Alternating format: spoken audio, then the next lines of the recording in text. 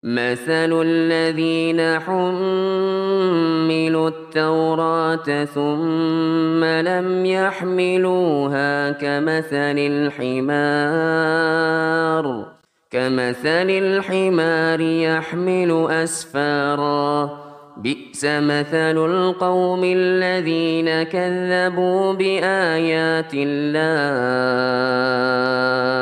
والله لا يهدي القوم الظالمين.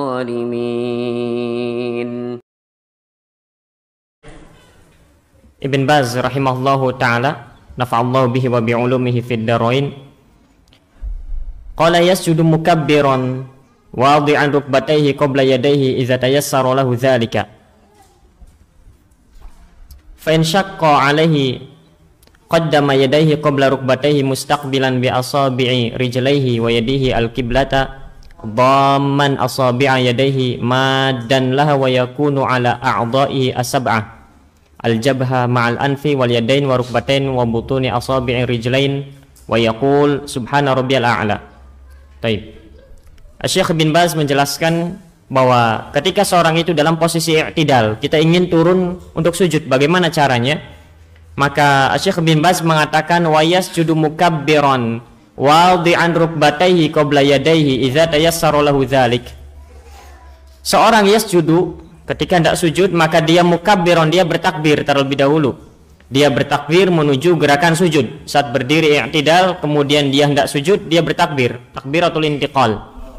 Wadi'an rukbatayhi qabla yadayhi, dia meletakkan kedua lututnya terlebih dahulu sebelum kedua tangannya. Nah, ini Syekh bin Baz rahimahullah ta'ala. Saat kita berada pada posisi i'tidal, kita ingin sujud, apa yang harus dilakukan? Maka dia bertakbir, takbiratul intiqal, kemudian dia meletakkan kedua lututnya terlebih dahulu, baru kemudian kedua tangannya. Begitu. Idza tayassara lahu dzalik, jika itu memang mudah untuk dilakukan olehnya. Baik, dan ini merupakan memang diantara pendapat Syekh bin Baz. Syekh bin Baz dan Syekh Ibnu Utsaimin mengatakan bahwa turun sujud itu yang pertama kali dilakukan adalah meletakkan kedua lutut terlebih dahulu baru kedua tangan. Berbeda halnya dengan Syekh Al-Albani yang memilih pendapat bahwa ketika turun sujud itu kedua tangan dulu baru kedua lutut. Begitu. Bahkan di fatwa beliau ini Syekh bin Baz mengatakan di lain kesempatan, wal afdalu an yuqaddima rukbatayhi qabla yadayhi 'inda inhitatihi lisujudi, hadza wal afdal. Kata Syekh bin Baz, yang afdal, yang utama adalah seseorang itu dia meletakkan kedua lututnya terlebih dahulu sebelum kedua tangannya ketika turun sujud. Hadza wal afdal, dan ini yang afdal, ini yang utama.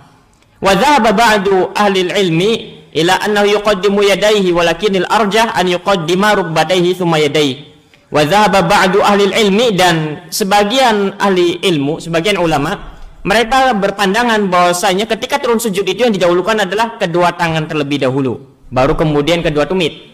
Walakinil arjah, kata Syekh bin Baz, namun yang roji, yang paling roji adalah an yuqaddima rukbatayhi thumma yadayhi, mendahulukan tumitnya, lutut terlebih dahulu, kemudian baru kedua tangannya.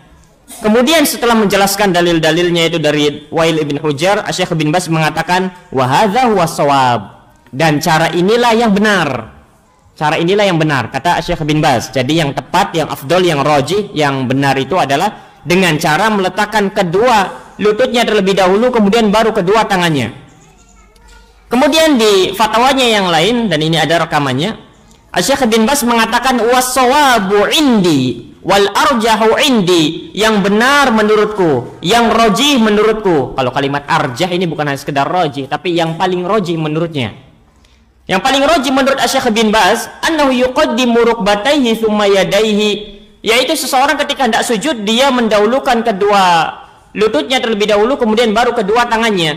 Thumma jabahatahu wa anfahu ala ma fi hadits Wa'il. Kemudian setelah dia mendahulukan kedua lututnya, kedua tangannya, kemudian dia meletakkan dahinya, kemudian baru hidungnya. Dahi dan hidungnya. Ala ma fi hadits Wa'il, sebagaimana yang tertera di dalam hadis Wa'il ibn Hujjar. Baik. Ini adalah diantara masalah yang akan kita kaji, yang akan kita jelaskan sedikit dalam pertemuan kita kali ini. Bahwasanya di sana kita akan ambil, di sana ada dua pendapat para ulama yang berkaitan dengan bagaimana cara untuk turun sujud itu. Dan ini yang biasa kita lihat pula di kalangan ikhwah, di tengah ikhwah, ada mereka yang lebih mendahulukan kedua tangannya terlebih dahulu, ada di antara mereka yang mendahulukan kedua lututnya terlebih dahulu. Dan kita akan ringkaskan terlebih dahulu, simpulkan bahwa cara untuk turun sujud hanya ada dua gerakan atau hanya ada dua bentuk. Yang pertama sebagaimana disebutkan oleh Syekh bin Baz, bahwasanya caranya yang pertama meletakkan kedua lututnya terlebih dahulu, kemudian baru kedua tangannya. Ini cara yang pertama. Jadi terbayang kita berdiri, letakkan lutut kita, kemudian baru tangan kita, kemudian baru dahi dan hidung kita. Itu. Kemudian yang kedua adalah sebagaimana dikatakan oleh sebagian ulama lain, di antaranya Syekh Al-Albani yang berpegang atau berpendapat dengan hal ini, yaitu meletakkan kedua tangannya terlebih dahulu, kemudian lututnya, kemudian baru dahi dan hidungnya ketika berdiri. Ketika berdiri. Ini diantara dua bentuk turun sujud. Dan tidak ada cara ketiga, keempat, dan kelima. Maka di sana tidak ada cara yang ketiga. Misalkan dia tidak meletakkan tangan dulu, tidak juga meletakkan lutut dulu. Dia meletakkan kepalanya dulu, misalkan dahi dan hidungnya dulu, misalkan nyungsep begitu. Pluk, itu nggak ada. Atau misalkan dia letakkan tangan dulu, kemudian kepalanya, kemudian baru lututnya. Itu pun tidak ada. Maka yang tepat adalah memilih di antara dua cara ini. Pertama dia dahulukan kedua lututnya kemudian tangan, atau dia tangan dulu kemudian baru kedua lutut. Dan ini ada catatan sedikit supaya jangan tergambar di benak kita.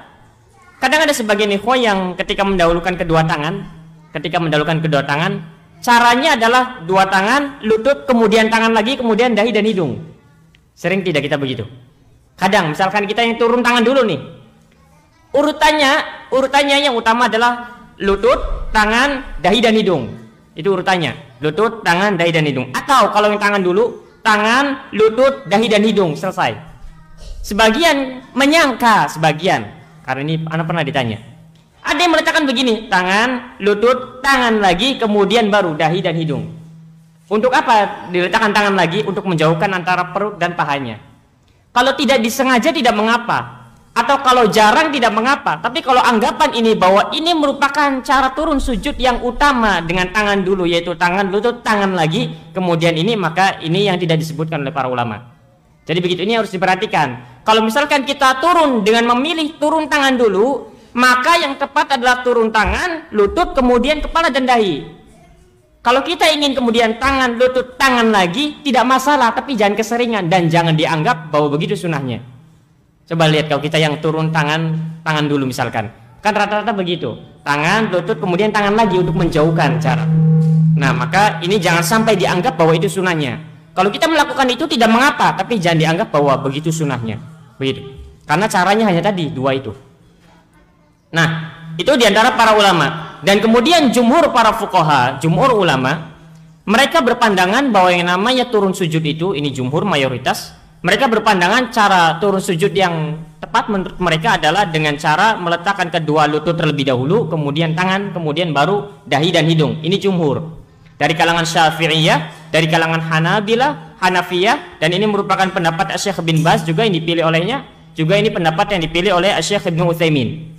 Ini juga yang dipegang oleh Syekhul Islam Ibnu Taimiyah dan muridnya Ibnu Qayyim Al-Jauziyah rahimahullahu taala. Ini mayoritas para ulama. Kemudian yang berpandangan bahwasanya turun sujud itu tangan dulu baru lutut, ini adalah sebagian para ulama, diantaranya Al-Imam Malik dan mazhab Malikiyah, juga Al-Imam Al-Auza'i, juga Al-Imam Ahmad bin Hanbal dalam satu riwayat. Lihat, Hanabilah berpandangan bahwa turun sujud itu adalah lutut dulu baru kedua tangan. Al-Imam Ahmad bin Hanbal sendiri dalam satu riwayat, dia berpandangan bahwa yang namanya turun sujud itu tangan dulu baru lutut. Nah, ini keunikan ini. Kadang memang begitu. Itu yang namanya bermazhab itu begitu. Kemudian ini pula yang dipegang oleh Al-Imam Ibnu Hazm. Ibnu Hazm dia berpandangan bahwa yang namanya turun sujud yang utama adalah dengan cara meletakkan kedua tangan dulu baru lututnya. Dan ini pula yang menjadi pegangan Syekh Al-Albani rahimahullahu taala. Syekh Al-Albani rahimahullahu taala. Itu dua pendapat para ulama. Syekhul Islam Ibnu Taimiyah rahimahullahu taala di dalam Al-Fatawa Al-Kubra-nya mengatakan, "Amma sholatu bikilaihi mafajaizatun bittifaqil ulama." Bahwasanya sholat turun sujud dengan dua bentuk semacam ini, baik lutut dulu kemudian tangan atau tangan dulu baru lutut, maka bikilaihi mafajaizatun, maka ini boleh. Bittifaqil ulama, dengan kesepakatan para ulama. Keduanya boleh, kita memilih salah satu dari keduanya itu. Insya al-musolli yada'u rukbatayhi qabla yadayhi. Jika seorang yang sholat itu mau, maka dia bisa meletakkan kedua lututnya dulu, kemudian baru tangannya. Wa insya'a wada'a yadayhi tsumma rukbatayhi. Atau kalau dia mau maka dia letakkan kedua tangannya dulu baru kemudian lututnya. Wa sholatuhu shahihatun fil halatain, dan salatnya sah benar pada dua bentuk itu. Bittifaqil ulama, dengan kesepakatan para ulama. Walakin tanaza'u fil afdal, yang menjadi perselisihan di kalangan para ulama, yang menjadi titik perbedaan mereka hanya dari segi afdoliyahnya saja. Mana yang utama, mana yang afdol, apakah turun tangan dulu ataukah lutut dulu. Sehingga kalau kita ingin sujud kemudian kita mendahulukan tangan dulu atau lutut dulu, maka sholat kita sah dan benar. Hanya saja menjadi perbincangan oleh mereka para ulama adalah dari segi mana yang lebih utama. Hanya dari segi mana yang lebih utama, bukan benar dan salah, bukan pula keliru atau tidak keliru. Maka ini mesti dipahami, karena ini dari segi mana yang utama dan yang tidak utama saja, afdoliyah saja. Kemudian dikatakan oleh Syekhul Islam Ibnu Taimiyah, faqila al-awwalu kama huwa mazhabu Abi Hanifah wa Syafi'i wa Ahmad fi ihdar riwayatain. Pendapat yang pertama yaitu yang mengatakan turun sujud adalah dengan kedua lutut terlebih dahulu baru kedua tangan. Ini merupakan pendapatnya mazhab Abu Hanifah dan mazhabnya Imam Syafi'i juga Imam Ahmad pada salah satu riwayat. Dan ini merupakan pendapat jumhur ulama. Dikatakan oleh Imam Tirmidzi wal amalu alaihi inda aktsari ahli ilmi, dan cara semacam ini itu yang banyak diamalkan oleh banyak dari kalangan para ahli ilmu, dari kalangan para ulama.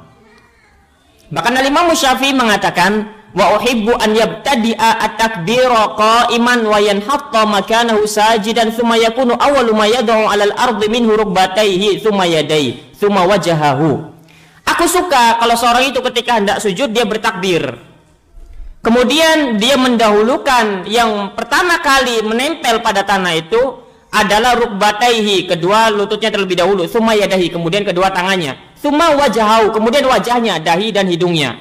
Wa in wada'a wajahu qabla yadayhi aw yadahi qabla rukbataihi karihtu. Kalau seseorang itu dia meletakkan wajahnya terlebih dahulu sebelum kedua tangannya atau tangannya sebelum kedua lututnya, maka karihtu, maka aku tidak menyukainya. Dzalika wala i'adata wala sujuda sahwin alaihi. Namun yang demikian itu salatnya tidak perlu diulang karena sudah benar dan tidak ada sujud sahwi, begitu. Ini kata Al-Imam Syafi'i. Kemudian pendapat yang kedua, kama huwa mazhabu Malikin wa Ahmad fi riwayataini al-ukhra. Ini merupakan pendapatnya Al-Imam Malik dan mazhab Malikiyah. Juga pendapatnya Al-Imam Ahmad pada sebagian riwayatnya. Wa qad ruwiya bi kulli minhuma haditsun fi sunan anin nabi sallallahu alaihi wasallam, yang mana kedua bentuk cara ini semuanya itu ada sumbernya, ada dasarnya dari hadis Rasulullah sallallahu alaihi wasallam. Ini kita berangkat dari ucapan Ibnu Taimiyah rahimahullahu taala. Maka perbedaan pendapat para ulama tentang turun sujud hanya dari segi mana yang utama. Ini mesti digarisbawahi, bukan dari segi benar dan salah. Seorang yang turun sujud tangan dulu kemudian lutut tidak dikatakan salah, dan seorang yang turun sujud dengan lutut terlebih dahulu tidak dikatakan salah. Hanya segala dilihat dari segi mana yang utama dan tidak. Setelah kita mengetahui dua perbedaan pendapat para ulama ini, kita akan melihat kepada dalil yang mereka bawakan. Kalau kita menilik kepada dalil-dalil yang mereka bawakan, maka dalil yang mereka biasa bawakan adalah hadis dari Wa'il bin Hujr dan Abi Hurairah biasanya. Begitu. Yang berpendapat bahwa yang namanya turun sujud itu adalah lutut terlebih dahulu, mereka berdalil dengan hadis Wa'il bin Hujr, dan ini ada di dalam riwayat Al-Imam Abu Daud nomor 838, dan juga kita akan mendapatkan ini dalam kitab Bulughul Maram, ada di sana dijelaskan.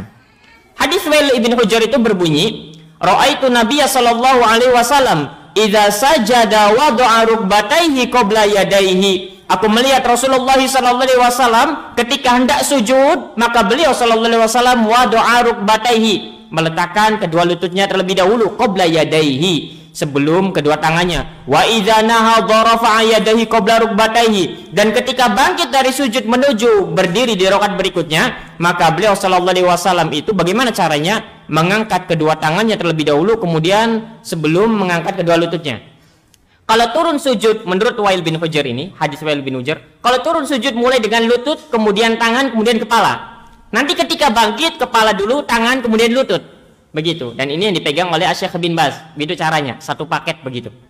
Kemudian yang kedua, hadis yang kedua, yang ini dijadikan dalil oleh para ulama yang mengatakan bahwa turun sujud itu adalah dengan cara kedua tangan terlebih dahulu. Hadis Abi Hurairah di mana Rasulullah SAW bersabda, "Idza sajada ahadukum fala yabruk kama yabrukul ba'ir."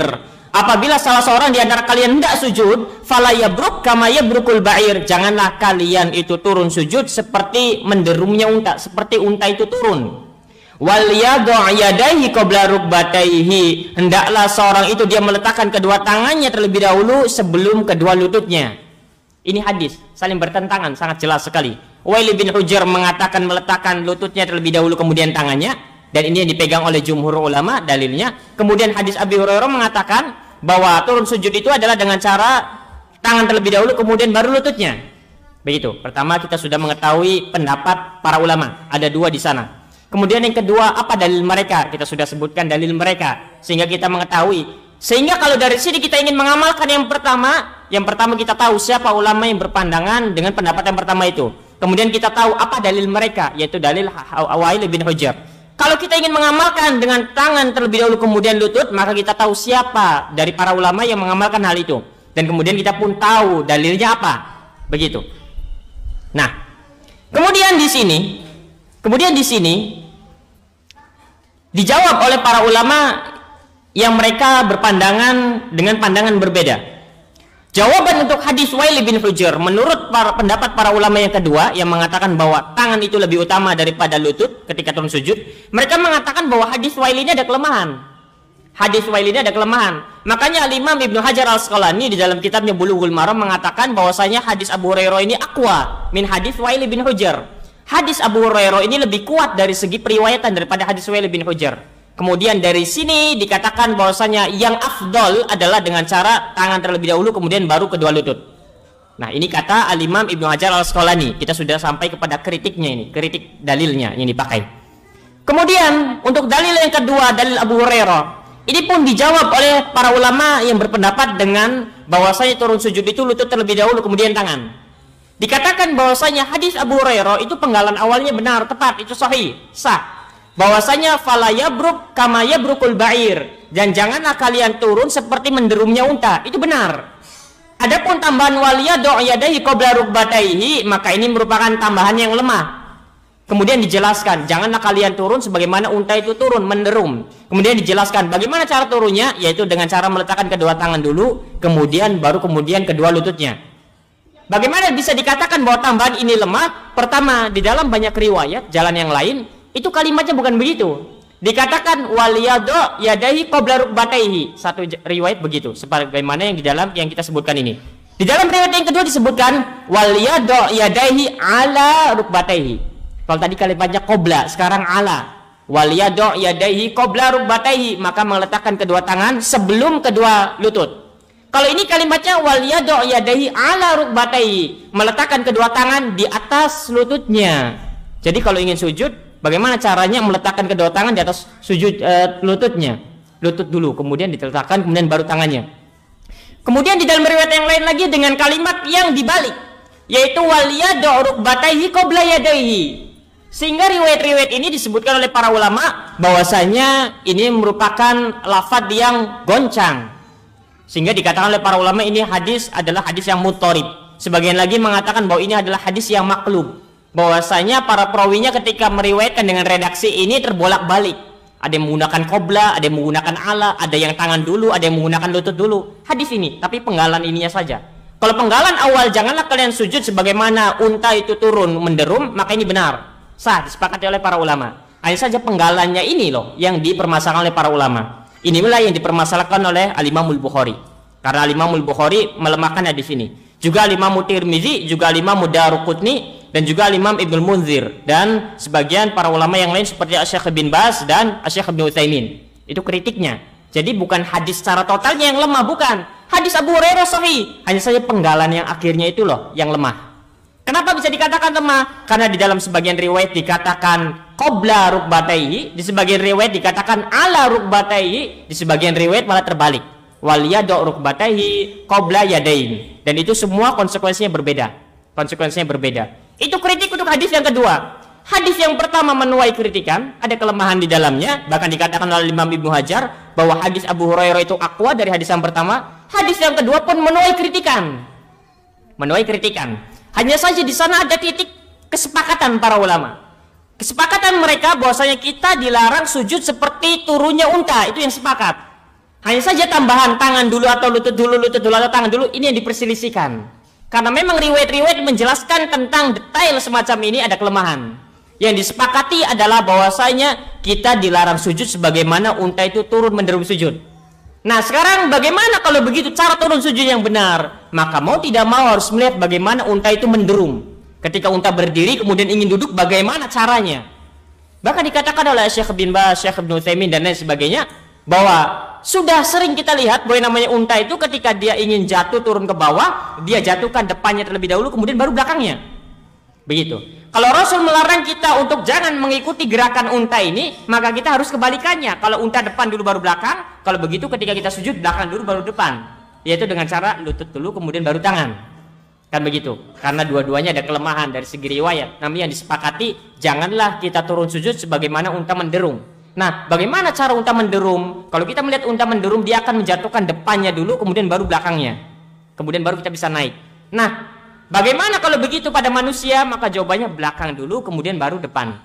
Belakang dulu kemudian baru depan. Dan ini bagian lutut dulu kemudian baru kedua tangannya. Baik, difahami sampai sini? Bisa.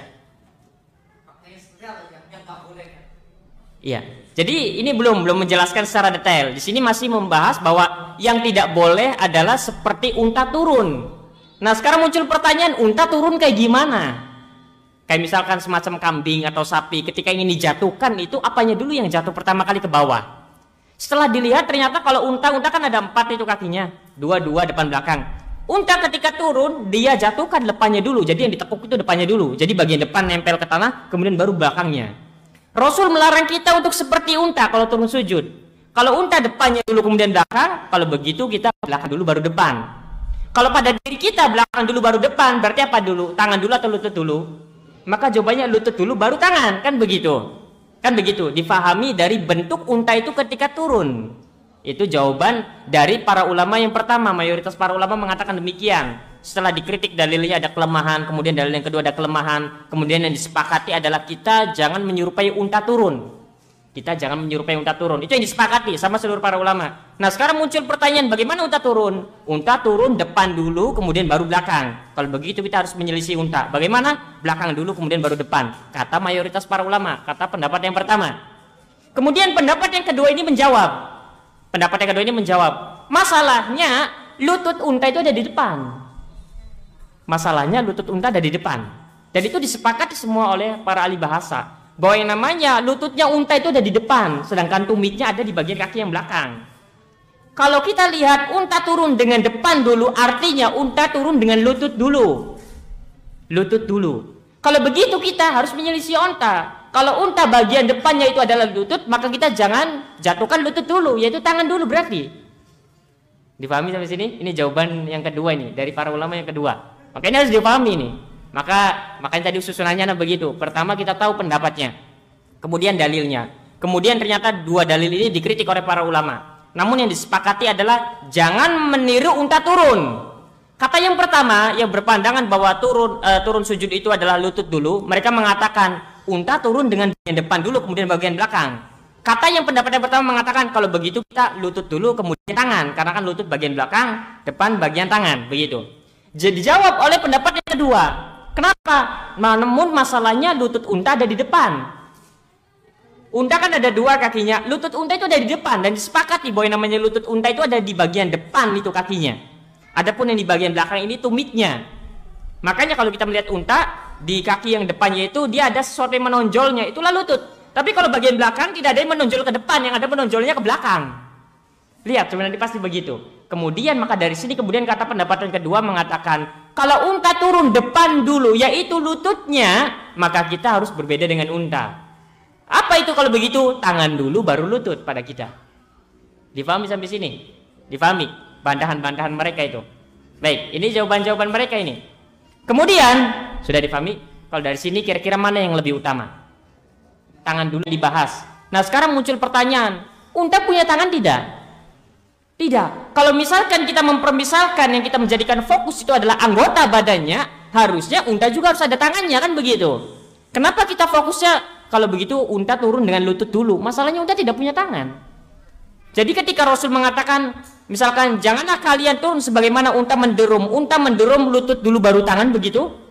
Coba tidak, unta kaki semua, dua-duanya kaki semua. Maka dari sini yang Rasul maksud dari tasbih ini, penyerupaan terhadap unta adalah sifatnya, bentuknya itu, bukan anggota badannya. Karena penyerupaan antara anggota badan tidak pas. Unta hanya memiliki tumit, sedangkan unta memiliki lutut, memiliki tumit tapi tidak memiliki tangan. Sehingga yang difahami bukan fokus kepada lutut dan bukan lutut, karena unta tidak punya tangan. Kalau dikatakan kita meletakkan lutut dulu kemudian tangan menyelisih unta, atau tangan dulu kemudian lutut, masalahnya unta tidak punya tangan, kan begitu.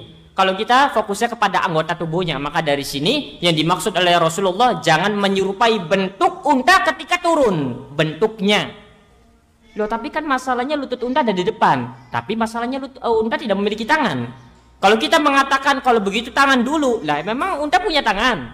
Coba ya tidak. Maka dari sini penyerupaan Rasul itu dari segi sifat, kaifiat, hayat, bentuknya, bukan anggota badannya. Karena kalau anggota badan maka ada yang kurang karena unta tidak memiliki tangan. Ini jawaban dari pendapat yang pertama kepada pendapat yang kedua itu. Begitu. Itu yang pertama. Sehingga dari sini wallahu taala alam bisawab, ana pribadi lebih condong kepada pendapat yang pertama. Alasannya, pertama, kedua hadisnya lemah. Yang kedua, bahwasanya larangan Rasul menyerupai unta itu bukan anggota badan untanya, bukan, tapi bentuk sifat ketika turunnya. Makanya kalau ditanya, kan lutut unta ada di depan, kita katakan unta tidak punya tangan. Kalau kita fokus kepada anggota badan, harusnya unta pun harus memiliki tangan, supaya kita enak bisa mengatakan unta tangan dulu baru lutut. Kalau kita tanya misalkan, unta ketika menderum lutut dulu baru tangan, atau tangan dulu baru lutut. Kalau unta menderum, jawabannya unta menderum kaki dulu baru kaki. Hanya saja yang pertama kaki yang ada lututnya, yang kedua kaki yang tidak ada lututnya, kaki semua. Sedangkan kalau manusia kan ada tangan ada kaki. Sehingga penyerupaan di sini bukan penyerupaan pada fokus anggota badannya, bukan, tapi penyerupaan pada bentuk sifat ketika unta itu turun. Dan unta turun depan dulu kemudian baru belakang. Kalau begitu kita kalau ada posisi begitu maka belakang dulu baru depan. Itu yang pertama. Kemudian yang kedua, di antara yang berpandangan ini adalah sahabat yang mulia Umar ibn Khattab. Umar ibn Khattab radhiyallahu taala anhu, bahwasanya beliau radhiyallahu taala anhu ketika turun sujud dia meletakkan lututnya terlebih dahulu kemudian baru tangannya. Ini di antaranya kenapa anak pribadi condong kepada pendapat Asy-Syaikh bin Baz rahimahullahu taala, di antaranya. Pertama karena hadisnya lemah, kemudian karena yang kedua yang diperintahkan adalah jangan menyerupai bentuk sifat unta turun. Kemudian yang ketiga Umar ibn Khattab. Dan Umar ibn Khattab sebaik-baik panutan, begitu. Kemudian kalau kita ingin tetap tangan dulu bagaimana? Tidak masalah. Mencontoh anaknya Umar ibn Khattab, Ibnu Umar radhiyallahu taala anhuma, dan ini diriwayatkan oleh Imam Bukhari secara muallaq. Baik, selesai urusan jadi begitu. Jadi kita tahu sekarang ilmunya. Kalau yang turun depan tangan dulu kemudian lutut siapa? Kalau yang turun lutut dulu kemudian tangan siapa? Begitu. Yang penting jangan keluar dari dua bentuk ini. Baik. Ada yang tanyakan dulu tidak? Seputar ini turun sujud, silakan. Iya, silakan. Jangan, kita bahas dulu, tangan dulu. Bukan tadi dulu. Nanti aja di akhir. Ya. Ini kita pertema dulu nih supaya nanti mengerti. Jadi urutannya pertama pendapat, ada dua pendapat. Yang kedua dalil. Yang ketiga jawaban terhadap dalil-dalil yang tadi dibawakan. Yang keempat sanggahan kepada yang menyanggah. Kemudian simpulan. Kita itu dulu, karena nanti akan nyambung lagi dan seterusnya. Sebenarnya Anda juga udah sering baca tentang dalil mana tangan dulu atau lembut dulu. Iya. Setelah saya coba praktek ternyata secara manusia itu ya pasti kalau tangan dulu ya lembut dulu. Iya. Cuma yang saya tanyakan nih, jadi kita pun akhirnya ya sudah nggak kita mau ngamalin yang mana, jadi kita juga nggak fokus akhirnya. Iya. Cuma yang jadi pertanyaan mungkin yang saya belum pernah tahu seperti apa sih prakteknya yang dilarang tuh. Iya. Yang dilarang kita nggak belum tahu prakteknya. Jadi kalau lihat dari dia kita udah seperti itu. Iya. Kita nggak mungkin kepala dulu sih. Iya. Iya. Secara manusiawi. Iya. Kepala dulu. Jadi secara manusia tanpa dalil itu udah seperti itu. Iya. Jadi kita hanya menayangkan contoh yang turun yang dilarang. Iya. Iya. Harusnya contohkannya yang benarnya saja. Iya. Jadi selain yang ini maka itu salah, begitu. Dan di ini hanya dari segi mana yang utama dan tidak utama. mana yang utama dan tidak utama. Kalau anak pribadi, anak lebih condong kepada pendapat Syekh bin Baz ini. Jadi dia turun nanti, misalkan sana kiblat misalkan. Jadi dia turun ini kan tidak, baik kita bersedekah atau tidak bersedekah.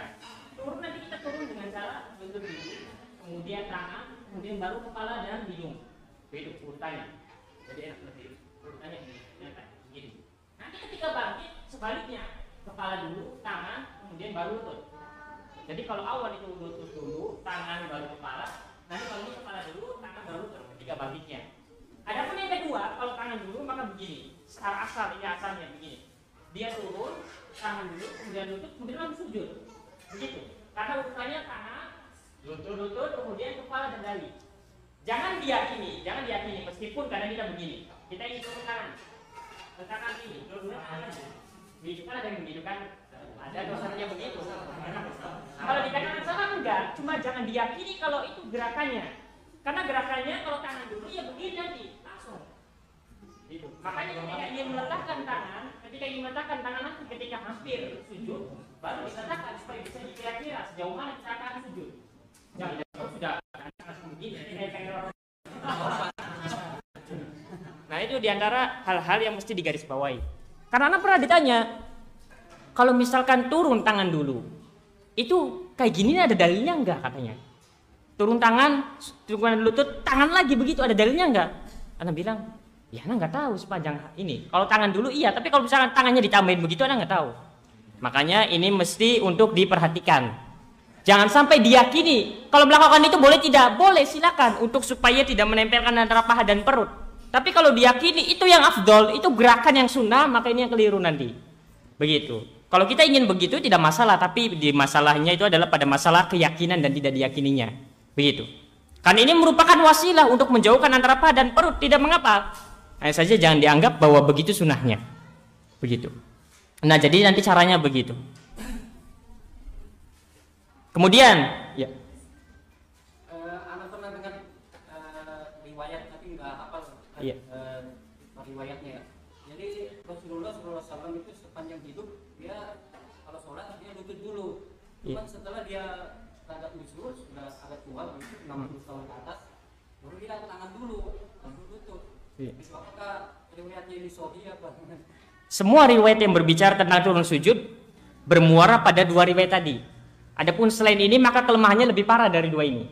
Kalau memang fokusnya pada turun sujud, hanya saja biasanya kalau masalah Rasul sudah berusia tua atau tidak, biasanya itu masalah bangkit. Ketika bangkit apakah tangan dulu, apakah dia bertumpu dengan tangan ataukah langsung bangkit? Biasanya begitu teks riwayatnya. Hanya saja tentang dalil-dalil untuk turun sujud selain dua hadis riwayat ini, biasanya kelemahannya lebih parah dari dua ini. Ada di sana hadis Anas bin Malik, hadis yang lain ada, tapi kelemahannya lebih parah dari dua hadis ini.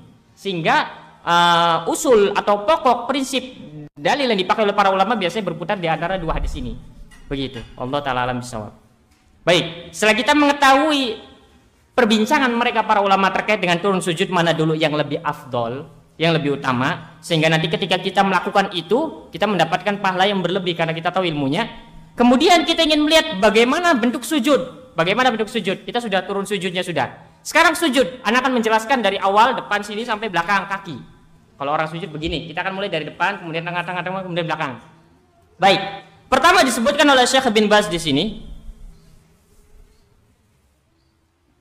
Mustaqbilan bi asabi'i rijlaihi wa yadayhi al-qiblata dhaman asabi'a yadayhi madan laha wa yakunu ala a'dha'ihi as-sab'a al-jabha ma'al anfi wal yadain wa rukbatain wa butuni asabi'i rijlain. Baik, pertama anak akan dari urut dari depan kemudian ke belakang.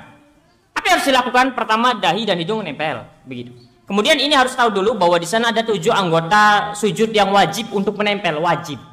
Kalau tidak menempel 7 anggota ini maka sholatnya tidak sah. Apa saja 7 itu? Pertama dahi dan hidung, 1. Kemudian telapak tangan, 2 telapak tangan, 2, 3. Kemudian kedua lutut, 4, 5. Kemudian apa ini namanya, perut kaki ini atau kaki 6, 7. Jadi ada 7. Jadi 1 dahi dan hidung, kemudian ini 2, 3, kemudian 4, 5, 6, 7. Itu 7 anggota badan yang wajib untuk nempel ke tanah. Wajib untuk nempel ke tanah, begitu. Itu yang pertama. Kemudian bagaimana caranya? Dari depan. Pertama yang namanya kedua tangan ini dia di apa ini namanya? Dirapatkan, tidak boleh direnggangkan. Atau misalkan kalau takbir kan begini, tidak begini, tapi dia begini. Karena kalau sujud itu ditempel begini, nempel semua ini, dirapatkan. Kemudian sejajar dengan telinga atau pundak. Kalau sejajar dengan telinga nanti dia agak menempel begitu, agak dekat dengan telinga. Kalau sejajar dengan pundak dia agak melebar ke situ, karena kan kita pundaknya. Jadi ini begitu ketika sujud. Jangan melebihi telinga, apalagi sampai begitu misalkan. Jangan, tapi sejajar dengan telinga atau pundak. Begitu. Ini bagian tangan terlebih dahulu. Semuanya menghadap ke kiblat jari jemari ini. Jadi nanti begitu. Sejajar dengan telinga atau sejajar dengan pundak. Kemudian zira'aihi, lengannya ini diangkat. Lengannya diangkat. Berarti kan otomatis siku pasti terangkat karena lengan diangkat. Diangkat keduanya. Kemudian bagian lengan ini atau siku dijauhkan dari sisi kita. Dijauhkan, begitu, dijauhkan, ditegakkan. Kemudian turun lagi ke bawah, bagian perut dijauhkan dari paha. Paha dan perut jangan berdekatan, jangan nempel. Kalau bisa dijauhkan, sebatas mana? Sebatas paha itu berdiri tegak. Kalau kita melihat orang sujud, maka bentuknya seperti segitiga. Ini paha, kemudian kan ini badan, kemudian kepala, begitu. Nah, kalau misalkan terlalu menjauh, maka begini salah. Kalau terlalu begini maka akan nempel paha dengan perut. Maka usahakan batasnya mana ketika tegak itu paha. Begitu. Ini diupayakan begitu. Jangan terlalu sampai orang itu pengen tengkurap misalkan atau pengen begini. Nah ini salah ini. Terlalu begini. Pahanya lurus tegak. Begitu. Yang penting seukuran jauh dengan perut. Kemudian bagian paha tadi dijauhkan dengan perut. Bagian paha pun dijauhkan dengan bagian betis. Kan betis tadi di bawah sini belakang. Kalau misalkan ini terlalu ke depan begini, ini salah. Kalau terlalu ke belakang begini salah karena nanti dekat dengan betis. Kegambar tidak itu gambaran bayangannya? Kegambar ya, insya Allah. Jadi begitu. Ada di paha ini, paha harus tegak begini. Kalau terlalu begini salah, kalau terlalu begini salah. Kalau terlalu begini ini salah karena nanti hampir ingin tengkurap begitu. Kalau terlalu begini maka dia terlalu dekat dengan bagian betisnya nanti, betis belakangnya itu bagi dekat. Sehingga ini keliru. Kemudian bagian paha tidak dirapatkan, tapi direnggangkan. Ketika sujud, paha tidak rapat tapi renggang. Renggangnya semana? Ya sewajarnya saja ketika kita berdiri. Itu ukurannya. Jangan terlalu lebar, jangan terlalu rapat juga. Itu bagian paha. Kemudian turun ke bagian kaki. Kaki ditegakkan. Yang utama adalah jari jemari kaki bagian perutnya itu dia yang menempel di tanah. Maka jari jemarinya itu dia menghadap kiblat kalau bisa. Kalau bisa jadi begitu, ditekuk begitu. Kalau tidak bisa ya sudah semampunya. Hanya saja yang lebih utama perut jari jemari kaki ini dia menempel ke tanah. Sehingga kalau menempel ke tanah otomatis yang namanya jari kukunya itu pasti dia menghadap ke kiblat. Begitu, itu yang utama. Hanya saja kan kadang susah. Kalau misalkan semuanya dihadapkan ke kiblat itu susah. Perlu perjuangan. Maka ya semampunya saja. Itu gambaran secara umumnya begitu. Baik. Kemudian di sana ada permasalahan. Ada sebuah permasalahan tentang bagaimana kedua kaki kita, apakah rapat atau renggang. Kan tadi kan sudah disebutkan semua dan itu insya Allah kita sudah tahu semuanya. Hanya saja ini ada permasalahan, kaki di belakang renggang atau rapat. Kaki itu renggang atau rapat. Begitu. Nah ini yang akan kita bahas. Baik, pertama kita ingin tahu dulu apa pendapat Asy-Syaikh bin Baz tentang hal ini. Kalau kita cari, kita akan mendapatkannya di Majmu' atau Fatawa Nur ala Darbi Asy-Syaikh Ibn Baz rahimahullahu ta'ala. Beliau rahimahullahu ta'ala pernah ditanya begini, kaifa yakunu wad'u rijlain inda sujud? Bagaimana keadaan dua kaki itu ketika sujud? Apa maksud bagaimana kedua kaki itu? Dijelaskan, hal hiya madmumatan au mutafarriqah. Apakah kedua kaki ini dirapatkan atau direnggangkan? Ini pertanyaan kepada Asy-Syaikh bin Baz. Kita ingin tahu dulu apa pendapat Asy-Syaikh bin Baz. Kata Asy-Syaikh bin Baz rahimahullahu ta'ala, mufarriqah. Ya namanya kedua kaki ini dia tidak dirapatkan, tapi mufarriqah, direnggangkan. Lihat, ini pendapat Asy-Syaikh bin Baz ini. Maka perlu untuk diperhatikan, as-sunnah an yufarriqahuma kama yufarriqu yadayhi idza sajada. Yang sunnah, kata Asy-Syaikh bin Baz, yang sunnah adalah bahwa kedua kaki itu direnggangkan sebagaimana kedua tangan direnggangkan ketika sujud. Kan kedua tangan kan renggang begini, tidak nempel begini, ketika sujud tidak begini. Tapi kan renggang begini atau sejajar pundak. Kaki pun sama direnggangkan. Wa hakaza yufarriqu rijlaihi idza sajada. Demikian juga kedua kaki direnggangkan ketika sujud. Amma ma yurwa annahu sallallahu alaihi wasallam annahu kana sajidan rasan akibaihi mustaqbilan bi atrafi asabi'ihi al-qiblah fa hadza fihi nadhar. Kita bertanya kepada Syekh bin Baz, loh bukankah di sana ada hadis yang menerangkan kalau Rasulullah SAW ketika sujud kakinya menempel dua-duanya rapat? Maka kata Syekh bin Baz mengatakan, adapun hadis yang diriwayatkan bahwa Rasulullah SAW itu ketika sujud kakinya rapat menghadap kiblat semua jari jemari kakinya, maka kata Syekh bin Baz, fahadza fihi nadhar. Di dalamnya perlu untuk diteliti ulang lagi. Ada kelemahan di dalamnya. Al-zahir annahu syadz. Kemudian Syekh bin Baz mengatakan, zahir hadis ini bahwa hadis ini syadz, menyelisih hadis yang lebih sahih dari ini. Wa mukhalifun lil ahadits as-sahihah, dan ini menyelisih hadis yang lebih sahih. Baik, itu yang pertama. Kita tahu pendapat Syekh bin Baz tentang apakah kaki dirapatkan ataukah tidak. Kata Syekh bin Baz, yang sunnah adalah kaki itu tidak dirapatkan namun direnggangkan ketika sujud. Apa alasannya? Bukankah di sana ada hadis yang menerangkan Rasul merapatkan kakinya? Jawabannya karena hadis itu perlu untuk diteliti ulang. Memangnya kenapa? Hadis itu syadz. Apa itu syadz? Menyelisih hadis yang lebih sahih. Itu yang pertama, itu alasan Syekh bin Baz. Kemudian di dalam kitab La Jadida fi Ahkamis Shalah, karya Syekh Bakar bin Abdullah Abu Zaid, ini murid dari Syekh Ibnu Utsaimin. Bahkan Syekh Ibnu Utsaimin mensyarah kitab muridnya sendiri. Syekh Bakar bin Abdullah Abu Zaid punya kitab Hilya Talibul Ilmi, kemudian Syekh Ibnu Utsaimin selaku gurunya mensyarah kitab muridnya itu. Ini menunjukkan bahwa muridnya ini bukanlah seorang yang biasa saja, namun ini menunjukkan dan ini merupakan pujian dari seorang guru kepada muridnya, karena buku muridnya disyarah oleh gurunya. Syekh Bakar bin Abdullah Abu Zaid mengatakan, "Nazartu fi jumlatin min masyhuri kutubil madzahibil fiqhiyah al-arba'ah." Aku telah melihat, membaca, mencari dari sejumlah besar kitab-kitab yang terkenal, dari kitab-kitab fikih 4 mazhab, an wasfin li halil qadamain fi sujudi min dhamin aw tafriqin. Apakah kaki itu dirapatkan ataukah direnggangkan ketika sujud? Falam arafi kutubil hanafiyati wal malikiyah syai'an. Dan aku tidak mendapatkan keterangan itu, keterangan yang memuaskan dalam kitab-kitabnya mazhab Hanafiyah dan Malikiyah. Maknanya dalam mazhab Hanafiyah dan Malikiyah tidak membahas secara detail apakah kaki itu dirapatkan ataukah tidak. Namun di sini yang menariknya adalah Syekh Bakar bin Abdullah Abu Zaid tidak main-main. Dia melihat, mengumpulkan seluruh kitab fikih 4 mazhab, kemudian dia cari satu persatu. Itu yang dilakukan Syekh Bakar bin Abdullah Abu Zaid untuk mencari mana yang tepat dari kedua ini. Apakah direnggangkan ataukah dirapatkan? Kemudian wara'aitu fi kutubi Syafi'iyyah wal Hanabilah istihbab at-tafriq bainahuma. Kemudian aku melihat kepada buku-buku mazhab Syafi'i dan mazhab Hanabilah. Dan aku dapatkan ternyata dalam buku mereka, menurut mazhab Syafi'i dan Hanabilah, bahwasanya disunahkan untuk merenggangkan kedua kaki saat sujud. Syafi'i dan Hanabilah. Zada Syafi'iyah bimiqdari shibr. Dalam mazhab Syafi'iyah itu ada tambahannya. Sekarang muncul pertanyaan, kalau direnggangkan berapa ukurannya? Maka dalam mazhab Syafi'i dikatakan 1 jengkal. 1 jengkal, sebagaimana kita berdiri 1 jengkal, ketika sujud pun posisinya sama seperti kita berdiri, jaraknya 1 jengkal, jaraknya direnggangkannya.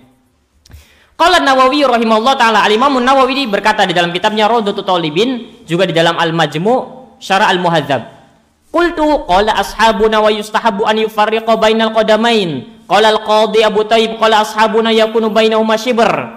Berkata ashabuna, para ulama mazhab kami mengatakan, wa yustahabbu an yufarriqa bainal qadamain, dianjurkan, disunahkan, disukai untuk merenggangkan antara kedua kaki saat sujud.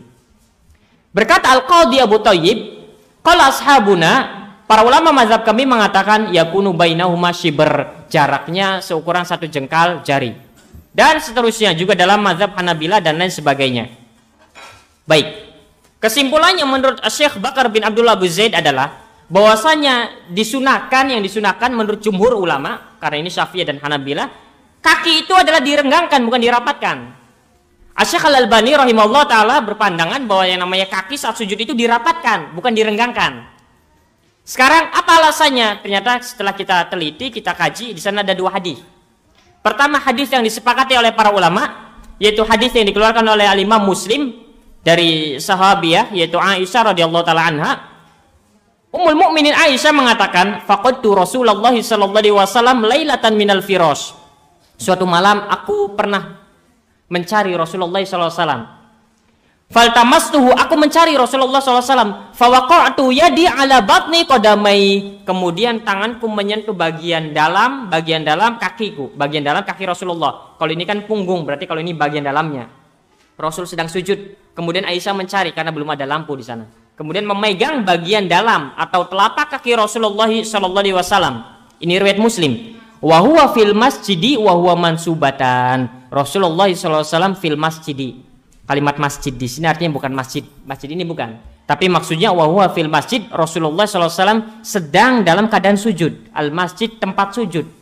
Dalam keadaan sujud wa huma mansubatan, dan kakinya kedua kakinya itu ditegakkan. Aisyah memegang kakinya yang dalam keadaan sholat. Di dalam hadis riwayat Muslim tidak disebutkan kakinya direnggangkan atau dirapatkan. Di dalam hadis riwayat Al-Imam Ibnu Khuzaimah, Al-Imam Al-Baihaqi, Al-Imam Al-Hakim, di sana ada tambahan. Ada tambahan kalimat dengan kalimat fawajadtuhu sajidan rason akibaihi mustaqbilan biatrofi asabi'il al-qiblah. Aku dapati Rasulullah SAW sedang sujud. Rason akibai, dan kedua kakinya ini rapat. Kedua kakinya ini rapat, dirapatkan. Ini hadis dikeluarkan oleh Imam Al-Baihaqi dan Ibnu Khuzaimah. Kalau kata Asy-Syaikh Ibnu Baz, dikatakan bahwa hadis yang kedua ini yang ada kalimat kakinya dirapatkan, ini syadz. Kenapa dikatakan syadz? Karena di dalam riwayat Muslim tidak dijelaskan kaki rapat atau tidak. Itu kata Syekh Ibnu Baz, maka ini mesti dipahami. Adapun kata Syekh Al-Albani rahimahullah taala mengatakan bahwa hadis yang kedua ini adalah menjelaskan bagaimana kondisi kaki Rasulullah SAW saat itu. Nah, kira-kira kalau dilihat hadis yang kedua ini menyelisih hadis yang pertama atau hadis yang kedua ini menjelaskan hadis yang pertama?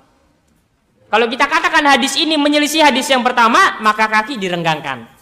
Kalau kita mengatakan hadis ini menjelaskan hadis yang pertama, maka kaki dirapatkan. Ini yang dikenal dalam istilah mustalah hadis disebut ziyadatut thiqah. Ziyadatut thiqah, tambahan informasi dari perawi yang thiqah. Kira-kira sekarang ini merupakan penjelasan tambahan atau ini menyelisih hadis riwayat Muslim? Begitu. Penjelasan tambahan atau ini menyelisih riwayat Muslim? Tambahan. Jadi itu mesti difahami ini. Kalau kita itu merapatkan, kita harus mengerti ini alasan-alasan semacam ini. Dan kalau kita tidak merapatkan pun, kita harus mengerti alasan ini. Jumhur ulama mayoritas mereka mengatakan bahwa kaki direnggangkan. Alasannya kenapa? Diwakili oleh Syekh bin Baz bahwa hadis yang menerangkan dirapatkan ini menyelisih hadis riwayat Muslim. Kenapa kok bisa dikatakan menyelisih? Karena di dalam riwayat Muslim tidak disebutkan kaki itu dirapatkan ataukah direnggangkan. Kemudian datang sebuah hadis dari jalur ini, riwayat Ibnu Khuzaimah dan Al-Imam Al-Baihaqi datang dengan menjelaskan kakinya dirapatkan. Sehingga tambahan ini itu menyelisih tambahan yang ada di dalam riwayat Muslim. Begitu. Karena di dalam asal hadis riwayat Muslim sahih tidak dijelaskan kaki direnggangkan ataukah tidak.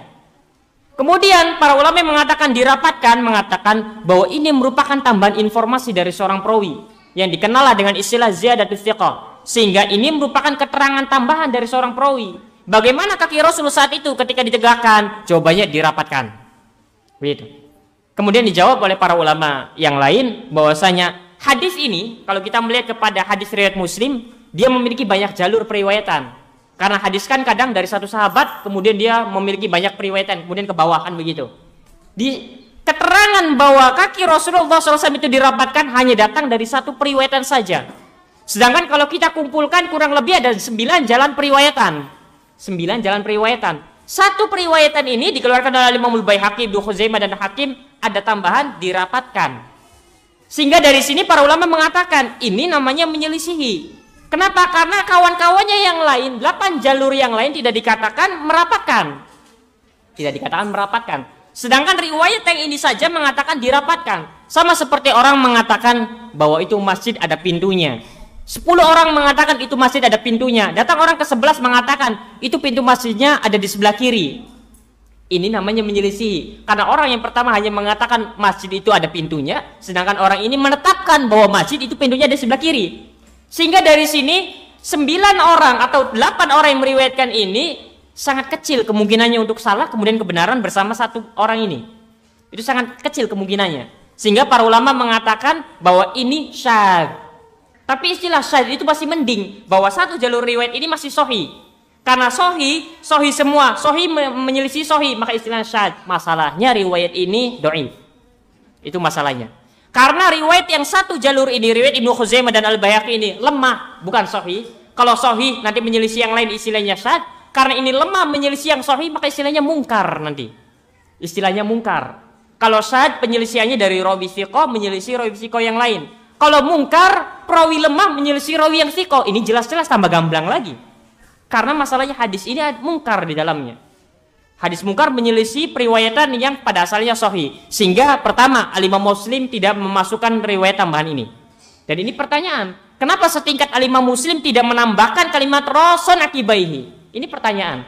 Sehingga dari sini isyarat bahwa ini ada kelemahan di dalamnya. Sehingga anak pribadi pertama bahwa jumhur fuqaha dan pendapat mereka mengatakan bahwa kaki itu direnggangkan. Kalau ada yang bertanya ukurannya semana, jawabannya 1 jengkal. Kemudian yang kedua, setelah meneliti mengkaji lebih dalam lagi, ternyata hadis-hadis ada kelemahan di dalamnya. Begitu. Dan karena hadis ini lemah menyelisih hadis yang sahih, maka ini namanya mungkar. Kalau hadis ini sahih menyelisih hadis yang sahih, maka syadz namanya. Dan itu pun lemah termasuknya. Apalagi kalau yang menyelisihnya adalah hadis yang lemah, maka ini lebih-lebih lagi keadaannya lebih parah lagi daripada yang pertama. Tapi kalau kita ingin mengatakan bahwa kaki itu dirapatkan, maka tadi alasannya bahwa ini merupakan ziyadatus thiqah dengan landasan bahwa hadis yang dikeluarkan oleh Imam Al-Baihaqi dan Ibnu Khuzaimah ini sahih. Dan sahih menjelaskan, mendetailkan apa perincian kakinya itu bagaimana, gambaran secara detailnya bagaimana. Jawabannya dirapatkan. Itu alasannya. Jadi yang pertama yang ingin kita ambil faedah pelajaran adalah bagaimana kita memperkuat hujjah kita. Begitu. Kita ingin merapatkan atau merenggangkan tidak masalah, yang penting tahu alasannya. Dan kalau ada nanti yang membantah, kalau bahasa kita ya, kita bisa menjawabnya. Dan kita bisa mengerti titik perbedaannya itu di mana. Titik perbedaannya itu di mana? Kita bisa mengetahui. Dan itu alasan-alasan tadi yang mesti difahami. Dari mulai turun sujud, dari mulai merapatkan dan merenggangkan kaki. Itu yang mesti difahami dengan baik. Adapun anak pribadi, anak lebih condong kepada pendapat Syekh bin Baz rahimahullah taala, di mana beliau rahimahullah taala mengatakan direnggangkan kaki itu dengan alasan bahwa riwayat ini ada kelemahan dan ini menyelisih riwayat asal dalam Sahih Muslim. Sekarang muncul pertanyaan. Sebagian mereka mengatakan, tapi kan di dalam riwayat Muslim ada kemungkinan Aisyah menyentuh kaki Rasul dan ada kemungkinan dua-duanya disentuh. Ya namanya dua-duanya disentuh pasti rapat. Karena kalau misalkan direnggangkan, Aisyah tidak mungkin memegang dua-duanya. Kan tangannya kecil. Kalau misalkan dua-duanya sedangkan direnggangkan, bagaimana bisa tidak masuk akal? Ini jawaban selanjutnya ini untuk orang yang mengatakan bahwa kaki itu direnggangkan. Kan di dalam hadis riwayat Muslim memang tidak diterangkan kaki Rasul rapat, tapi Aisyah mengatakan memegang kedua kaki Rasul. Itu bagaimana? Sedangkan kalau satu dipegang kedua-duanya itu otomatis kakinya rapat. Itu kata mereka. Kemudian dijawab bahwasanya ini tidak menunjukkan kalau kaki Rasul itu rapat. Karena kalau direnggangkan sedikit pun kalau kita megang masih dapat dua-duanya. Makanya tadi dalam mazhab Syafi'i maksimal itu 1 shiber, 1 jengkal, tidak terlalu lebar. Kalau terlalu lebar iya kita megang hanya dapat 1. Tapi kalau misalkan kurang dari 1 shiber kita dapat dua-duanya. Dan masih direnggangkan. Dan begitu ya. Itu diskusi para ulama itu begitu. Kemudian terus bantah lagi dan seterusnya. Hanya saja kalau posisi kita tidak mengatakan bahwa kita membantah pendapat itu, bukan. Tapi kita menjawab. Karena di antara adab adalah jangan mengatakan misalkan kita begini, ada 2 pendapat para ulama, kita berpegang kepada pendapat yang pertama, kemudian kita membantah yang kedua, itu tidak beradab kepada para ulama. Apalagi sampai tingkat mengatakan bahwasanya bagaimana cara menjawab syubhat yang mengatakan kaki itu dirapatkan, ini lebih tidak baik lagi. Ini di antara adab saja, di antara adab kepada para ulama. Penggunaan diksi yang tepat adalah bagaimana kita menjawab. Itu kalimatnya, menjawab, bukan membantah, bukan juga menghujat. Begitu, itu istilah yang mesti untuk diperhatikan. Dan ini merupakan hal-hal yang mesti untuk dipahami. Begitu. Kalau kita ingin merapatkan, silakan dengan alasan tadi. Kalau kita ingin merenggangkan, silakan. Yang penting direngganginya jangan terlalu lebar. Begitu, seukuran 1 shiber. Hanya saja di sini kita mengetahui. Dulu anak itu pernah melihat di antara guru-guru kita, kalau sholat itu dia begini, tangannya begini. Takbir kemudian dia begini. Kan masalahnya kalau kita tidak tahu ilmunya, kok bisa ini ngajarin kita tapi kok sholatnya begitu. Jadi seakan-akan mengatakan ini Ustadz mengamalkan ilmunya, tidak sih. Jadi ada begitu. Nah ini perlunya kita untuk membahas hal semacam ini. Barangkali kita melihat ada ahli ilmu kok sujud tapi turunnya kaki dulu ya, padahal jelas hadisnya tangan dulu. Kok sujud di belakang kakinya kok direnggangin ya, kan jelas hadisnya dirapatkan. Ini supaya tahu apa alasannya. Karena para ulama pun demikian. Yang mengatakan turun sujud lutut dulu jumhur mayoritas ulama. Yang mengatakan kalau kaki direnggangkan itu adalah siapa? Para ulama, para imam. Bahkan tidak ada di antara mereka para ulama 4 mazhab ini yang besar-besar ulama mereka, tidak ada mereka yang berpendapat kalau kaki dirapatkan. Makanya tadi Syekh Bakar Abdullah bin Zaid mengatakan bahwa aku telah melihat kepada kitab-kitab 4 mazhab, tidak ada mereka yang mengatakan kalau kaki itu dirapatkan. Yang ada malah kaki direnggangkan. Itu yang masalahnya. Sehingga dari sini kita harus lebih bijak lagi ketika melihat hal-hal semacam ini. Baik. Itu terkait dengan dirapatkan atau tidak dirapatkan. Iya, masih kuat ini? Masih kuat? Lanjutkan lagi sedikit. Ya, yang penting difahami itu. Oh, jangan sampai nanti bingung. Atau ingin ada ujiannya nanti. Sebutkan 2 pendapat para ulama dan bagaimana cara menjawab mereka. Misalkan itu. Baik. Terakhir Anda ingin membahas tentang bangkit dari sujudnya dulu. Karena ini nanti akan kita bahas di pertemuan selanjutnya saja. Karena ini satu paket. Pertama kita sudah mengetahui tentang bagaimana cara turun sujud. Kemudian kita sudah mengetahui bagaimana sujud. Dan pembahasan tentang terkait dengan kedua kaki dirapatkan atau direnggangkan. Kemudian yang ingin kita bahas sedikit di sini adalah terkait dengan bangkit dari sujud. Bagaimana bangkit dari sujud? Adapun membaca dan lain sebagainya, duduk dan duduk sujud nanti di pertemuan selanjutnya kita akan bahas. Baik, bangkit dari sujud bagaimana caranya? Di sana ada 2 caranya. Pertama, kita bisa langsung bangkit. Kedua, kita bisa duduk istirahat dulu. Duduk istirahat. Jadi kalau kita ada di posisi rakaat pertama ini, sujud terakhir pada rakaat pertama. Kalau ingin bangkit ke rakaat kedua, kita tahiyat awal atau tahiyat akhir? Kita di rakaat pertama ini, ingin bangkit ke rakaat kedua, kita tahiyat awal dulu atau tahiyat akhir? Tahiyat awal dulu atau tahiyat akhir? Tahiyat awal dulu atau tahiyat akhir? Kita di rakaat pertama nih, pengen bangkit ke rakaat kedua. Yang kita lakukan ini tahiyat awal dulu atau tahiyat akhir? Ya, jawabannya kita tidak tahiyat awal, tidak tahiyat akhir. Karena rakaat pertama ke rakaat kedua langsung bangkit, begitu. Iya, ini untuk menjaga konsentrasi. Iya. Apa yang harus dilakukan? Maka jawabannya tidak tahiyat. Rakaat pertama bagaimana pengen tahiyat? Apa yang harus dilakukan? Ada 2 cara. Pertama langsung bangkit, kemudian yang kedua duduk istirahat dulu. Duduk istirahat. Itu yang pertama. Kita akan kalau bangkit dari ruku ada 2. Langsung bangkit, duduk istirahat. Ini poinnya. Kemudian yang langsung bangkit ada 2 cara. Yang langsung bangkit ini ada 2 cara. Langsung bangkit sebagaimana tadi Anda sebutkan, bahwasanya bangkit dengan cara kepala, tangan, kemudian baru lutut. Atau yang kedua dengan cara apa ini ya? Apa bahasa kitanya? Bertelekan atau apa ya? Menekan ya atau apa itu namanya? Bersandar kepada tanah ini. Bersandar kepada tanah. Tapi langsung bangkit. Langsung bangkit. Bersandar kepada tanah. Itu yang kedua. Jadi yang namanya bangkit dari sujud ada 2. Pertama langsung bangkit. Kedua duduk istirahat dulu. Yang langsung bangkit ini ada 2. Langsung bangkit caranya yang pertama kepala, tangan, lutut bangkit. Kemudian yang kedua dia bertelekan, bersandar kepada kedua tangan. Kemudian dia mengangkat lututnya, kemudian bangkit. Ini selesai cara yang pertama. Cara yang kedua dengan cara duduk istirahat terlebih dahulu. Duduk istirahat pun sama. Duduk istirahat bisa langsung bangkit. Nah, duduk istirahatnya nanti ini dicabangin lagi. Cabangin lagi. Itu ada papan tulis. Ini tulis dah. Duduk istirahat ada cabangnya lagi. Pertama langsung bangkit. Jadi dia duduk dulu, kemudian langsung bangkit. Yang kedua dia bertelekan atau bersandar kepada tanah. Bersandar kepada tanah dengan cara tangannya begini. Dibuka semua. Dia bangkit. Yang ketiga dia bersandarkan kepada tanah dengan cara digenggam. Ada yang disebut dengan ajan. Disebut dengan ajan. Dipahami sampai sini? Kemudian yang kedua ini cabangnya banyak sekali. Cabangnya kalau kita begini kan kita bersandar begini. Ada 2 cara juga. Bisa langsung bangkit, kemudian kita bangkit, lututnya ngangkat dulu berarti. Atau yang kedua, kita lepaskan begini, kemudian kita megang lutut, kemudian bangkit. Ya, ingat cabang itu. Ini 2, kemudian ini 3, kemudian yang 2 ini ada cabangnya lagi. Jadi begitu.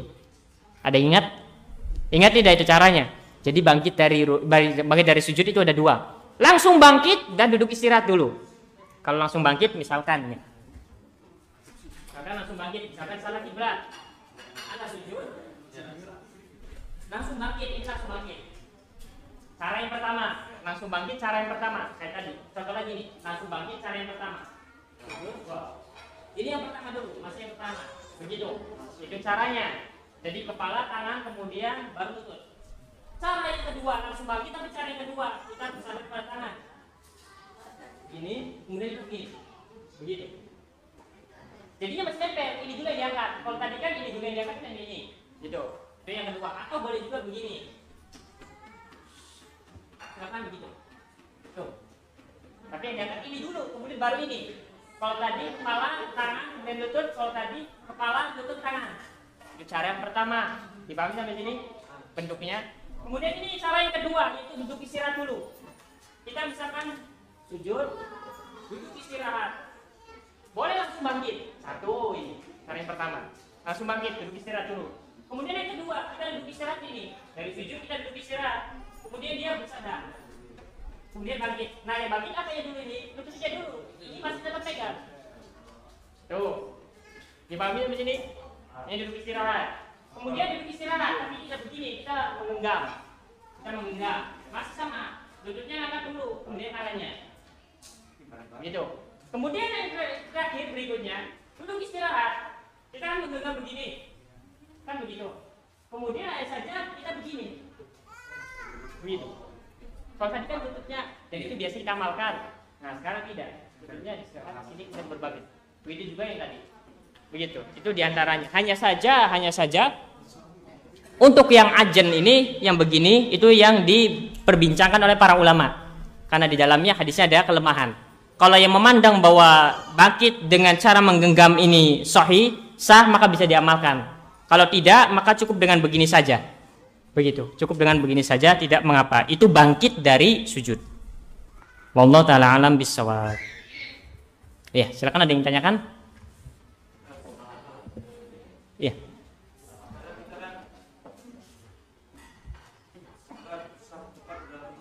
Ya.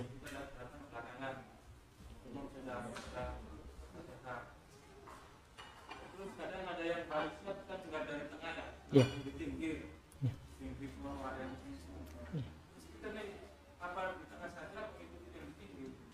Di pinggirnya ada dua. Kalau satu.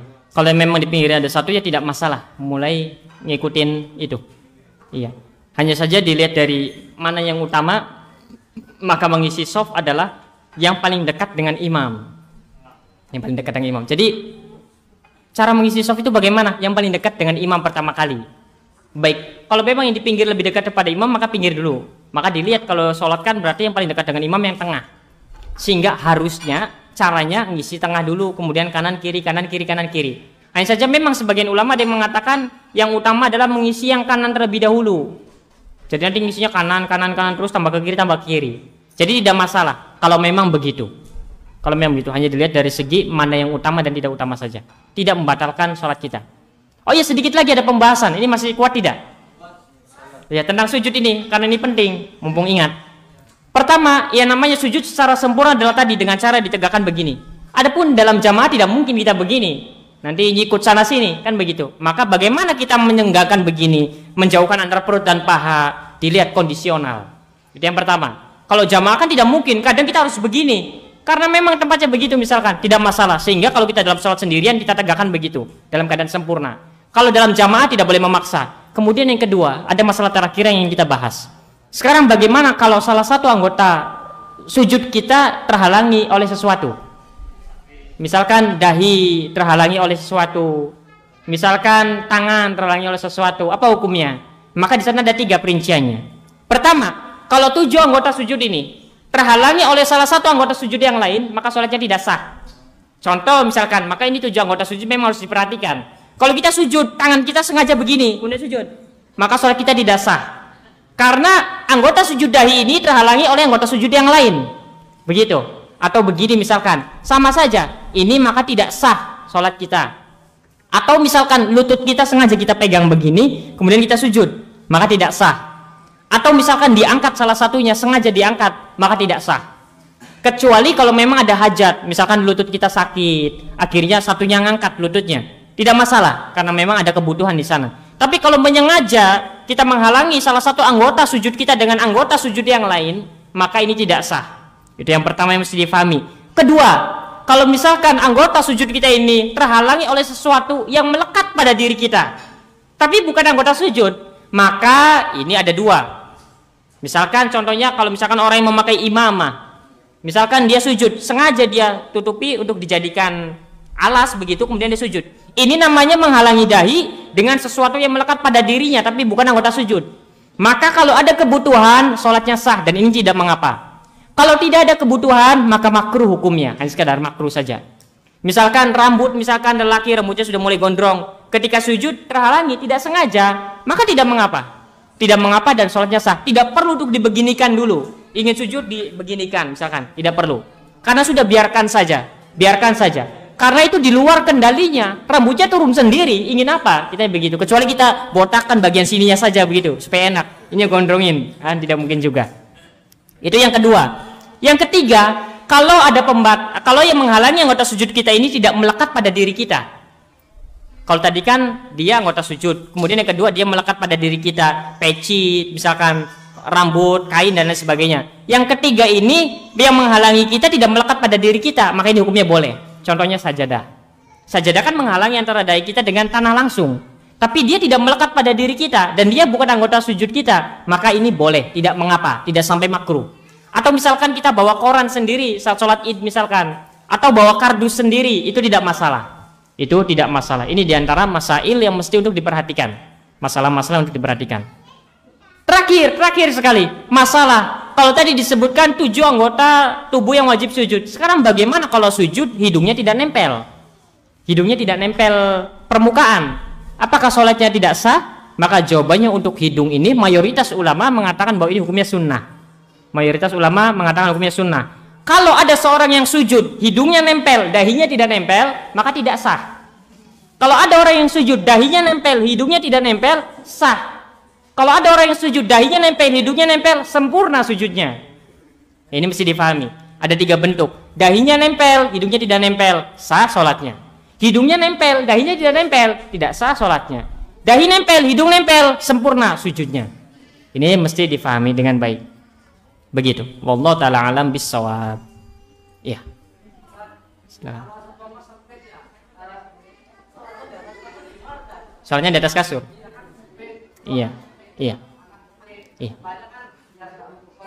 Iya. Iya. Kalau sholat di atas kasur boleh. Yang penting anggota sujud nempel semua. Kadang-kadang misalkan kasur saking empuknya ternyata dahinya tidak nempel, yang nempel hidungnya saja. Begitu misalkan, begitu dengak begitu misalkan. Itu yang harus hati-hati, nanti tidak sah. Itu tidak sah. Kecuali kalau misalkan kasur-kasur yang tipis seperti matras atau kasur Palembang semacam itu kan bisa nempel semua. Iya, itu nggak apa-apa, nggak apa-apa. Jadi yang harus diperhatikan ketika sholat di atas kasur adalah atau di atas ranjang sekalipun, itu pastikan anggota tubuh kita ini, anggota sujud kita ini nempel semuanya. Karena kan kadang kasur begitu ketika ditekan dia tekan ke bawah misalkan.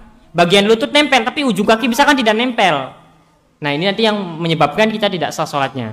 Tapi selagi kita pastikan 7 anggota ini menempel semua di kasur itu, maka sah sholatnya. Tidak mengapa. Wallahu ta'ala alam bissawab. Iya.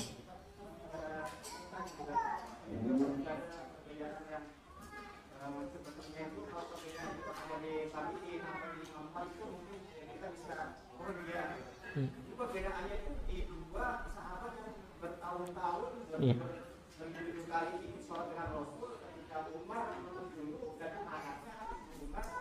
Tangan dulu. Iya.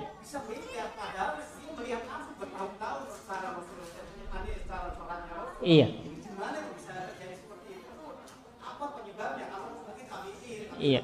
Mungkin iya. Jauh. Iya. Iya. Pertama, yang namanya sahabat tidak selalu bersama Rasul, tidak selalu. Sampai sahabat-sahabat yang besar sekalipun begitu. Kadang Umar bertanya kepada sahabat yang lain apa saja yang didapat dari majelis Rasul.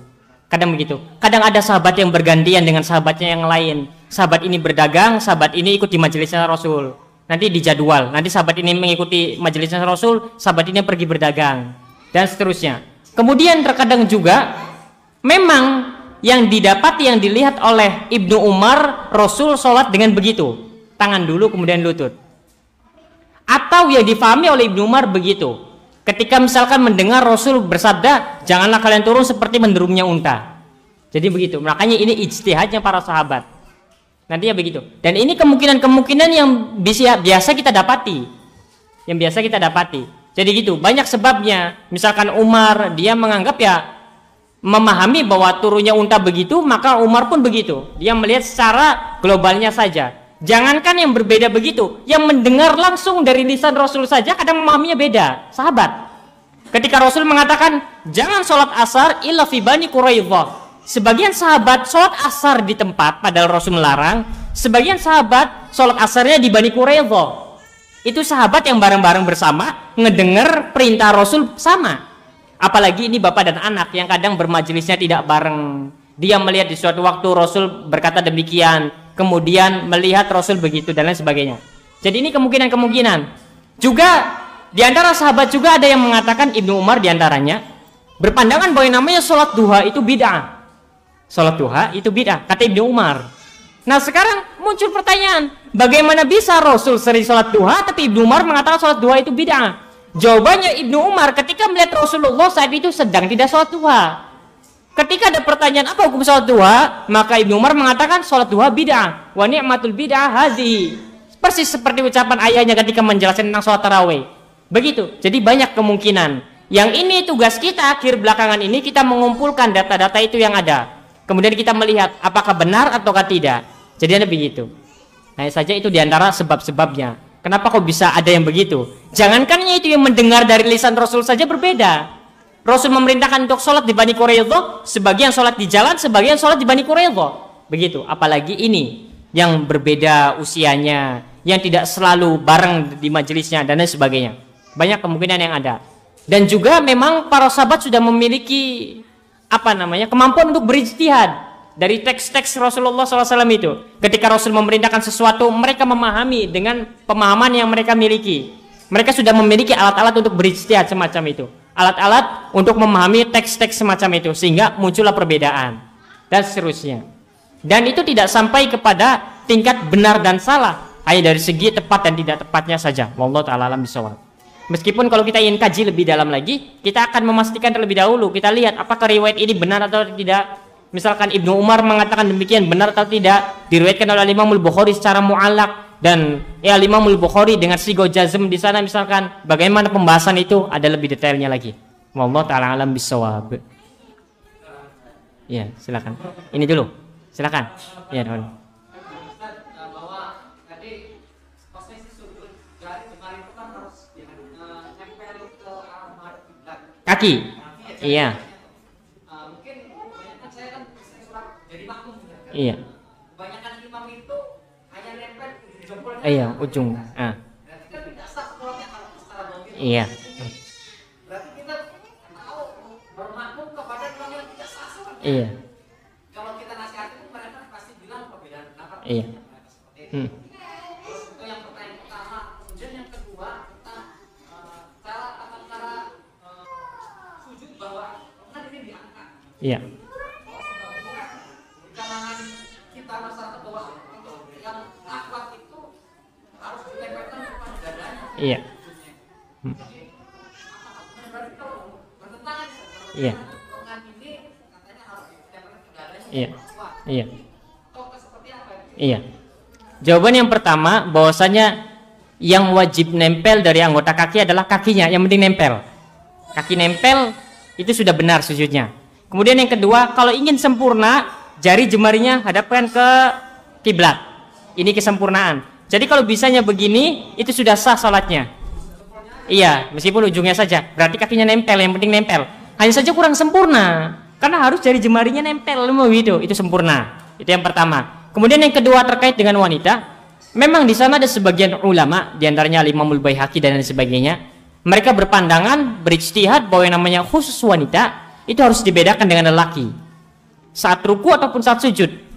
Ketika ruku, kalau lelaki kan agak dijauhkan ininya, sebagaimana kita setelah sebutkan. Kalau wanita tidak didempetkan semacam itu, untuk membedakan antara sholatnya lelaki dan wanita. Begitu juga saat sujud. Saat sujud kalau lelaki ditegakkan begini, kalau wanita agak ditempelkan semacam ini. Maka ini ijtihad mereka para ulama, dan ijtihad mereka butuh untuk ada landasan dalilnya yang kuat.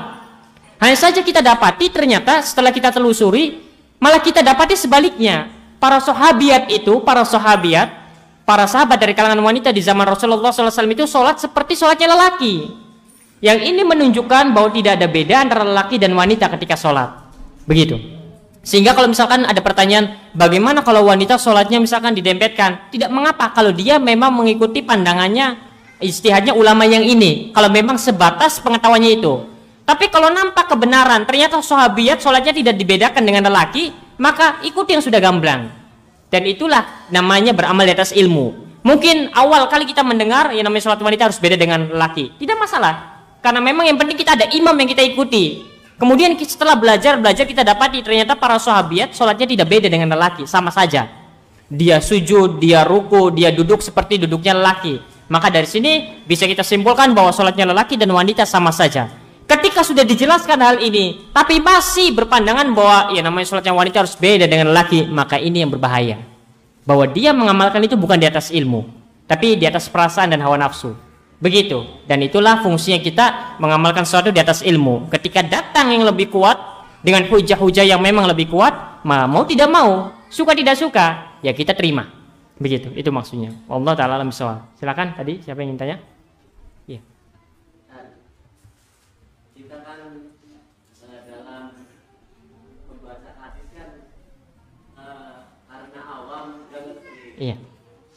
mana perawi yang bagus, Iya. mana isi yang bagus dan kayak gitu. Iya.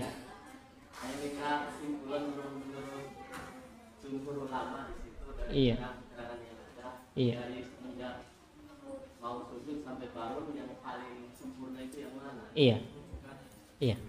Ya, baik, kita simpulkan dulu bahwa turun sujud ada dua. Pertama, lutut dulu, kemudian baru tangan, kemudian yang kedua, tangan dulu baru lutut. Jumhur ulama, diantaranya mazhab Syafi'iyah, Hanabilah, Hanafiyah, dan lain sebagainya, Syekhul Islam Taimiyah, Ibnul Qayyim, Syekh bin Baz, Syekh Ibnu Utsaimin, dan Ibnul Munzir, dan lain sebagainya, mereka berpandangan bahwa yang namanya turun sujud itu lutut dulu, kemudian tangan. Kenapa? Mana dalilnya? Wail bin Hujr. Tapi masalahnya dalilnya ada kelemahan. Umar ibn Khattab radhiyallahu taala anhu yang berpandangan semacam itu. Ini ada di dalam kitab Musannaf Ibnu Abi Syaibah riwayat ini. Kemudian yang kedua, pandangan yang kedua bahwa yang namanya turun sujud itu tangan dulu kemudian lutut. Apa landasannya? Hadis Abu Hurairah. Hadis Abu Hurairah. Ulama yang berpandangan semacam ini karena mengatakan bahwa hadis Abu Hurairah ini lebih kuat daripada hadis Wail bin Hujr. Begitu. Maka mereka mengatakan bahwa turun sujud itu tangan dulu kemudian lutut. Siapa sahabat yang melakukan ini? Jawabannya Ibnu Umar. Ibnu Umar radhiyallahu taala anhuma. Adapun mayoritas para ulama mereka berpandangan dengan pendapat yang pertama. Al-Imam Abu Daud di dalam sunannya mengatakan bahwasanya pendapat yang mengatakan tangan dulu kemudian lutut dulu ini merupakan pendapatnya ashabul hadis. Ashabul hadis. Pendapatnya para ulama ahli hadis. Kemudian dijelaskan oleh para ulama setelahnya, maksud dari ucapan Ibnu Abu Daud ini adalah sebagian alul hadis. Karena pendapat yang pertama pun alul hadis banyak yang berpandangan demikian. Al-Imam Tirmizi, Al-Imam Bukhari, Al-Imam Syafi'i dan lain sebagainya. Sampai dikatakan di dalam Sunan At-Tirmizi bahwa kebanyakan para ulama ahli ilmu dari kalangan fuqaha dan alul hadis itu mereka beramal dengan hadis yang ini, yaitu lutut dulu kemudian tangan. Begitu. Hanya saja ana pribadi mengatakan bahwa kedua hadis itu ada kelemahan. Ada kelemahan. Sehingga yang perlu untuk dibahas adalah bagaimana cara kita sujud yang menyelisih onta. Kalau dua tadi mereka berpandangan bahwa hadisnya itu sahih, yang kedua pun hadisnya sahih, maka mereka berpandangan demikian. Kalau anak dua-duanya lemah. Karena memegang kepada sebagian para ulama yang melemahkan kedua hadis itu. Sehingga dari sini titik pembahasannya adalah bagaimana caranya kita untuk tidak menyerupai unta ketika turun. Pertama. Kemudian yang kedua dilihat siapa sahabat yang mengamalkan turun sujud itu lutut dulu kemudian tangan. Kalau kita bisa dapati, ternyata kita dapatin di dalam kitab Masailul Jumhur Umar ibn Khattab. Dan ini merupakan pendapat terbanyak mayoritas para ulama. Begitu, ini alasannya. Kemudian tatkala sujud tadi, jumhur ulama dalam masalah dirapatkan atau direnggangkan, maka jumhur ulama, jumhur fuqaha terutama, mereka merenggangkan kaki saat sujud. Sekarang ukurannya semana? Jawabannya 1 jengkal, paling lebar.